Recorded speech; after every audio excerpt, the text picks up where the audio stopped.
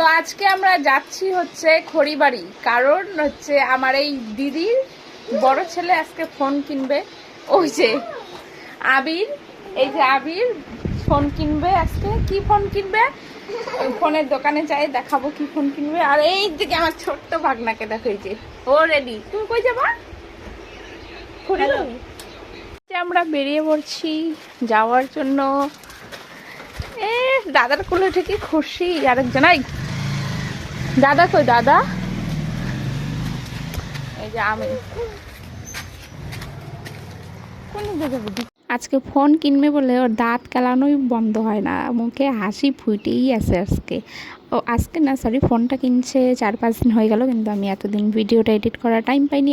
এবার আমি বাপের বাড়ি আসার পর আমি আর ব্লগই বানানো হয়নি, কারণ আমার ছোট্ট ভাগনাটার পেছনে আমার সময় কেটে যায়। তাই তো আমার বড় ভাগনা কি ফোন কিনলো তোমরা এতক্ষণ হয়তো দেখে বুঝেই গেছো লোগোটা। তো নিল iPhone 16। তো এখনও ওপেন করছে ফোনটা। অত খুবই এক্সাইটেড ছিল, দেখছো দাঁত কেলানো কমে না, মুখে হাসিটা ঠিকই আছে ওর। তো যাই হোক, আমাদের খুব ভালো লাগলো ফোন কিনলো। এর থেকে জ্বালাচ্ছে ফোন কিনবে বলে, এই ফাইনালি ফোনটা কিনলো, ওর মনটা শান্তি পেল। এইদিকে ও ফোন ওপেন করছে, আর এই দিকে দেখো ওর ছোটো ভাই কি কাজ করছে দোকানে গিয়ে। হায় রে দুষ্টু হয়েছে আমার ছোট ভাগনাটাই, যে ফোনের সব কভারগুলো এখান থেকে ফেলে ফেলে দিচ্ছে।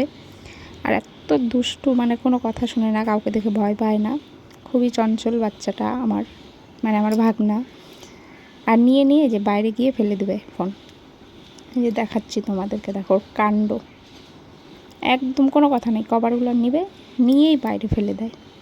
ভাগনা তো ফোন কিনলো, বাড়িতে আসার পর আর ভিডিওটা অন করতে মনেও নেই, আর দেখাইতেও ভুলে গেছি। এই যে ফোনটা iPhone 16।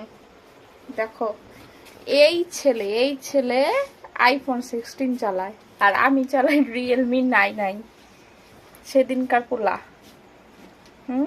ওর বয়সে আমরা হচ্ছে ফোনই চালাই নাই, আরো হচ্ছে কি সুন্দর আইফোন কিনে নিল, iPhone 16।